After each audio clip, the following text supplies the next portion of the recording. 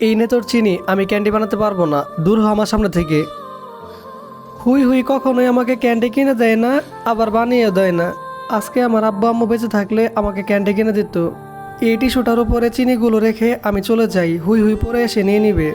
আমি তাড়াতাড়ি মাঠে চলে যাই, কিছু সবজি উঠিয়ে আনি। যাই হোক, পাগলগুলোটা তাহলে চলে গেছে, চিনিগুলো উঠিয়ে রেখে দেই আর তাড়াতাড়ি উঠানটা পরিষ্কার করে ফেলে। ইস, আমিও যদি একটু ক্যান্ডি খেতে পারতাম অনেক ভালো লাগতো, কিন্তু হুই হুই আমাকে কখনোই কিনে দিবে না। দেখি গুলো যে আমার উপরে রাগ করে চলে আসলো, কোথায় গেল আবার। না, এবার আর গুলোকে মিথ্যা সান্ত্বনা দেব না, এবার ওকে একটা ক্যান্ডি কিনে দেব। তাড়াতাড়ি শাকসবজিগুলো উঠিয়ে নিয়ে বাড়িতে চলে যাই, হুই হুই দেখে অনেক খুশি হবে। এই দেখো হুই হুই, আমি কতগুলো সবজি উঠে এনেছি আমাদের ক্ষেত থেকে। অনেক ভালো কাজ করেছিস, এই নেগুলো সারপ্রাইজ। হুই হুই তোমাকে অনেক ধন্যবাদ। তো বন্ধুরা, ভিডিওটি ভালো লাগলে একটা লাইক দিও এবং আমাদের চ্যানেলটি সাবস্ক্রাইব করতে ভুলো না।